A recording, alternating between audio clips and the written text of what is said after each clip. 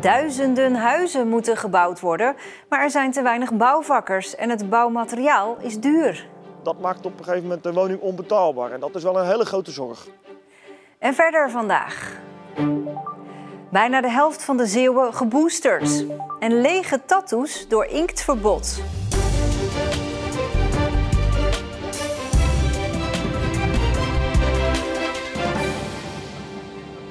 Goedenavond. Het kabinet heeft grootse plannen wat betreft de woningbouw. In het coalitieakkoord staat dat ze jaarlijks 100.000 woningen uit de grond willen stampen. Zeeuwse bouwbedrijven zetten hier zo hun vraagtekens bij.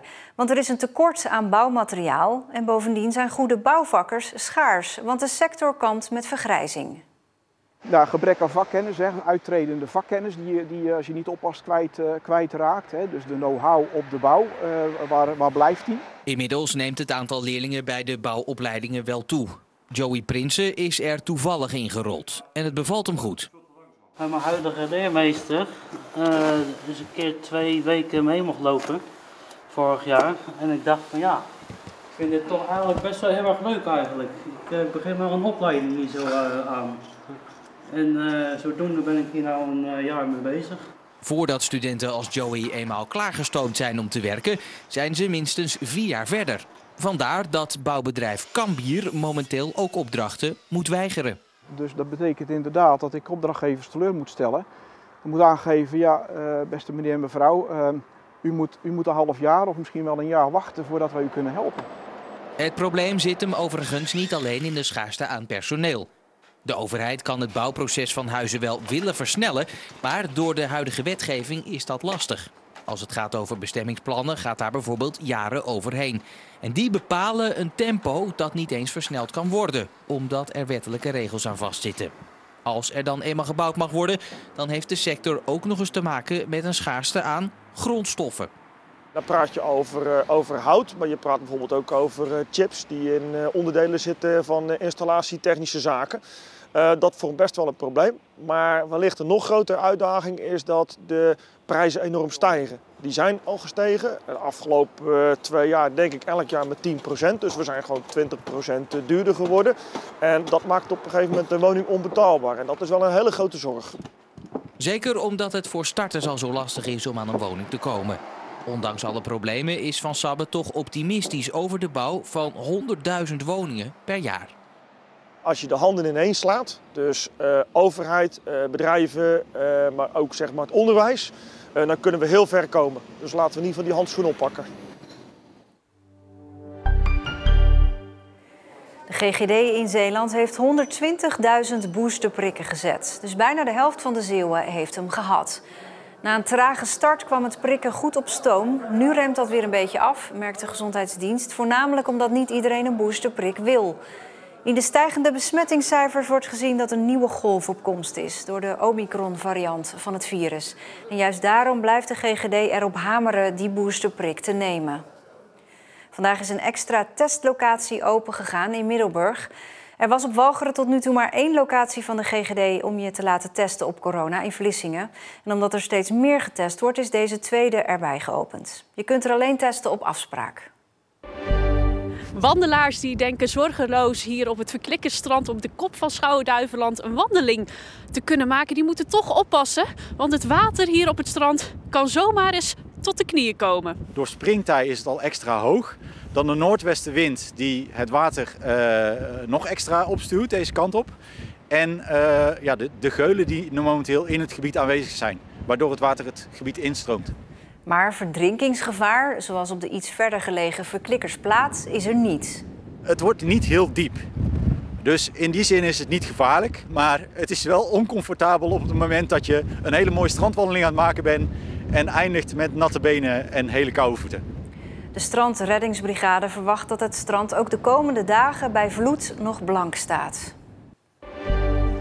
Meeuwen aan de Zeeuwse kust. We kijken er normaal gesproken niet van op, maar de laatste dagen zijn er wel opvallend veel meeuwen te vinden aan het water. Zoals hier aan de boulevard in Vlissingen.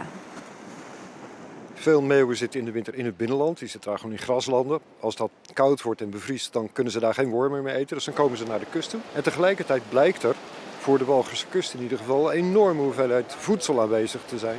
En dat houdt die meeuwen ook hier. Dus vogelliefhebbers kunnen hun hart ophalen. Tenminste, wat we de afgelopen dagen geteld hebben, tenminste 10 verschillende soorten. Waarbij een aantal soorten echt heel algemeen in Nederland broeden. Kokmeeuwen, zilvermeeuwen heel veel. Ook al komen ze dan van elders, maar dat is wel dezelfde soort. Met een beetje fatsoenlijk vogelboek, een verrekijkertje, dan kom je er wel uit. Dan haal je ze er gewoon tussenuit. Tatoeëerders mogen vanaf vandaag hun groene en blauwe inkt niet meer gebruiken. In deze inkt zitten bepaalde stoffen die kankerverwekkend kunnen zijn. Maar wat nou als je net voor de lockdown een tattoo hebt laten zetten die na de lockdown ingekleurd zou worden? Het overkomt William Mange uit Vlissingen. Hier is het allemaal gekleurd. Dan heb je hier de hele set dat nog niet gekleurd is. Dus dat is wel een beetje jammer. William loopt voorlopig dus rond met een tattoo die niet af is. Nu is de ene helft wel gekleurd en de andere kant niet. En ook nog eens de kleur die ik wil, mag niet meer. Dat is best klote. Niet alleen Zeeuwen met onaffe tattoos zijn de dupe. Ook tatoeëerders zijn niet blij met het inktverbod. Ze maken zich zorgen.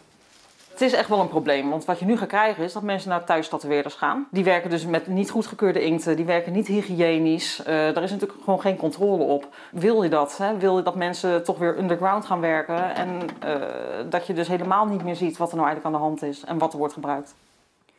Fabrikanten zijn druk bezig met het produceren van nieuwe, veilige inkt.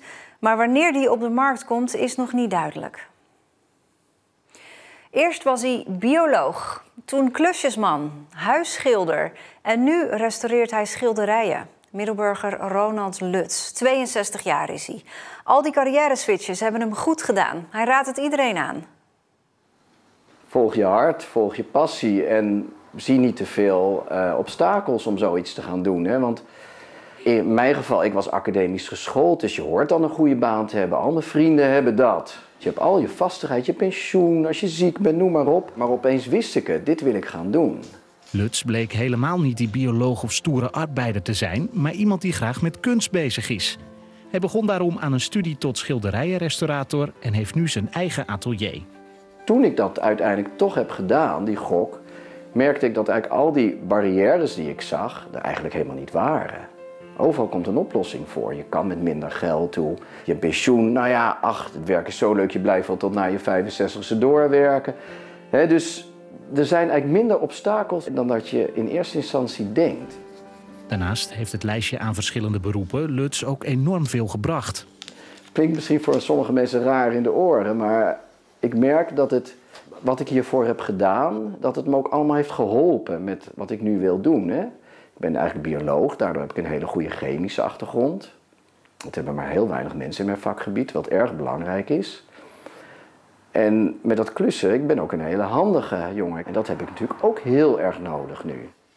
Ervaring doet volgens Lutz wonderen. Maar de passie voor kunst kwam niet zomaar uit de lucht vallen. Mijn vader was kunstschilder.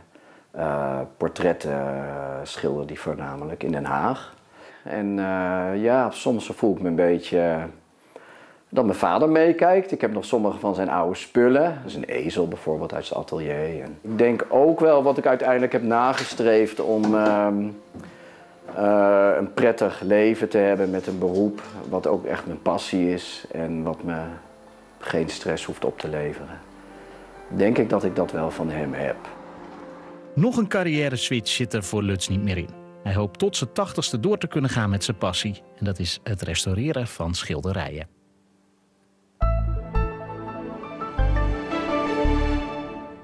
Door de stevige noordwestenwind was het guur vandaag. Het werd een graad of 6, maar het voelde door die wind kouder aan. Overdag bleef het droog, maar vanavond vallen nog enkele buien. Misschien zelfs met hagel. Morgen blijft het grotendeels droog. De temperatuur daalt wat, maar er is ook minder wind. En de dagen erna zijn wisselvallig. Tot zover deze Zeeland Nu. Een hele fijne avond.